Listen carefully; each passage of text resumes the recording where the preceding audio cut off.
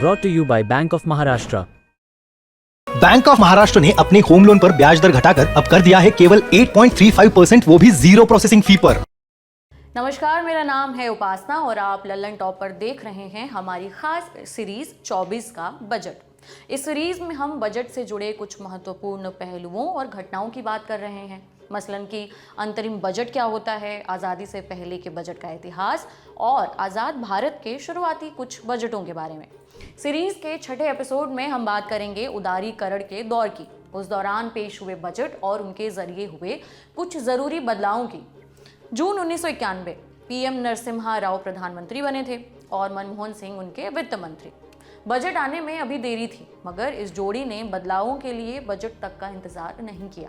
जैसा कि हमने पिछले वाले एपिसोड में आपको बताया था कि उस दौर में भारत की माली हालत बहुत खराब थी और हमें देश का पूरा जितना सोना था वो गिरवी रखना पड़ा था। तो नरसिम्हा राव की सरकार ने 2 चरणों में मुद्रा का अवमूल्यन कर दिया, माने डॉलर के मुकाबले रुपए की कीमत को गिरा दिया। पहले 16% और फिर 6%। ज़्यादातर औद्योगिक लाइसेंसों की ज़रूरत को ख़त्म कर दिया गया। इसके बाद मनमोहन सिंह ने फिर से 1991 और 92 का बजट पेश किया, मगर अब की बार ये एक पूर्णकालिक बजट था। इस बजट से जुड़ा एक मज़ेदार वाकया बताती हूँ। विनय सीतापति नरसिम्हा राव पर लिखी अपनी किताब the man who remade India में इस वाकये का जिक्र करते हुए लिखते हैं, मनमोहन सिंह के 1991-92 वाले बजट का पहला ड्राफ्ट एक समाजवादी दस्तावेज सरीखा था। प्रधानमंत्री ने इस ड्राफ्ट को पढ़ा, थोड़ी उदासी, थोड़ा गुस्से और थोड़े अफसोस के साथ तत्कालीन वित्त मंत्री मनमोहन सिंह से पूछा, क्या मैंने तुम्हें इसीलिए चुना था? इसके कुछ दिनों बाद मनमोहन सिंह ने बजट के पहले ड्राफ्ट में कुछ बदलाव किए और नए ड्राफ्ट के साथ वापस आए। उन्होंने ऐसा बजट पेश किया जिसे आज तक याद किया जाता है। 24 जुलाई 1991 को बजट पेश करते हुए मनमोहन सिंह बोले और खूब बोले। उनका यह भाषण आज तक का सबसे लंबा बजट भाषण बन गया, 18,650 शब्दों का। लेकिन यह भाषण महज आंकड़ों और तथ्यों से भरा एक पिटारा नहीं था। इसमें ऐसे ऐसे बदलाव पेश किए गए कि इस भाषण को कुछ लोग देश का सबसे बेहतरीन आर्थिक भाषण भी कहने लगे। 1991 और 92 के इस बजट में ऐसा क्या हुआ था, आइए बताते हैं। बजट में उदारीकरण, निजीकरण और वैश्वीकरण, यानी जिसे हम popularly LPG liberalisation, privatisation and globalisation कहते हैं, उसकी बात की गई थी। आयात शुल्क जो 300% था उसे घटाकर 50% कर दिया गया। सीमा शुल्क को 220% से घटाकर 150% कर दिया गया था। आयात के लिए लाइसेंस प्रक्रिया को आसान बनाने का प्रावधान भी इस बजट में था। इस बजट ने मनमोहन सिंह के अगले कुछ बजटों के साथ मिलकर देश में आर्थिक उदारीकरण की शुरुआत की। ये अपने आप में कितना बड़ा इवेंट था, इसका अंदाजा वरिष्ठ पत्रकार राजदीप सरदेसाई के इस बयान से लग जाता है जो उन्होंने the 90s the great Indian dream नाम की डॉक्यूमेंट्री में दिया था। उनका बयान कुछ इस तरह था, मध्यम वर्ग में एक नई ऊर्जा का संचार हो गया था, ऐसी ऊर्जा जो अवसरों के लिए कोई भी दरवाजा तोड़ने को तैयार थी। मुझे लगता है कि तत्कालीन प्रधानमंत्री नरसिम्हा राव और मनमोहन सिंह के बजट ने बाकी सभी चीज़ों के इतर सबसे बड़ा काम ये किया था कि उसने लोगों के मन को आज़ाद कर दिया था। हालांकि उस वक्त इस बजट के कम ही लोग मुरीद थे। संसद में तो इस पर काफ़ी बवाल भी मचा।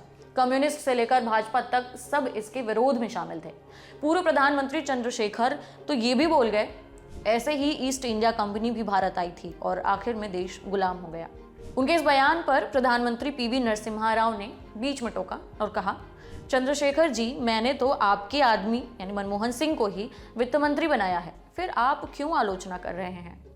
जिस पर चंद्रशेखर ने नरसिम्हा को जवाब दिया और कहा, नरसिम्हा राव जी, बात तो आपकी सही है, लेकिन जिस चाकू को हम सब्जी काटने के लिए लाए थे उससे आप हार्ट का ऑपरेशन कर रहे हैं। इस बजट को पेश करते हुए मनमोहन सिंह ने एक लाइन कही थी जो असल में क्विटर ह्यूगो का कोट है, no power on the earth can stop an idea whose time has come. माने जब किसी विचार का सही समय आ जाए तो फिर उसे कोई ताकत नहीं रोक सकती। अर्थव्यवस्था के लिए अपनाई गई उदारीकरण की नीति से जब देश के आर्थिक हालात सुधरे तो PM चंद्रशेखर के कार्यकाल में जनवरी 1991 में गिरवी रखा गया सोना साल के आखिर तक वापस भी खरीद लिया गया। यहाँ इकबाल का वो शेर याद आता है जिसे मनमोहन सिंह ने अपने 1991 वाले बजट में पढ़ते हुए मानो कोई भविष्यवाणी की थी, यूनान ओ मिस्र ओ रोम सब मिट गए जहाँ से, मगर अब तक बाकी है नामो निशा हमारा।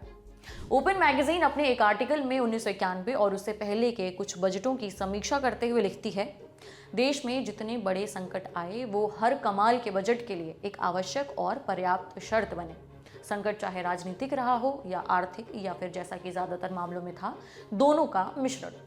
1991 वाले बजट के बाद अगले 3 सालों में भारत की अर्थव्यवस्था ने एक लंबी उड़ान भरी। एक क्राइसिस ने फिर से अजूबा कर दिया था। हालांकि ये तो महज शुरुआत भर थी।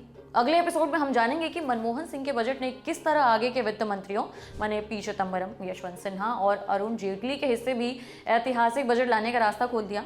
आज के लिए इतना ही। बाकी कैसे लगी ये जानकारी हमें जरूर बताएं कमेंट बॉक्स में। देखते रहिए द लल्लन टॉप। शुक्रिया।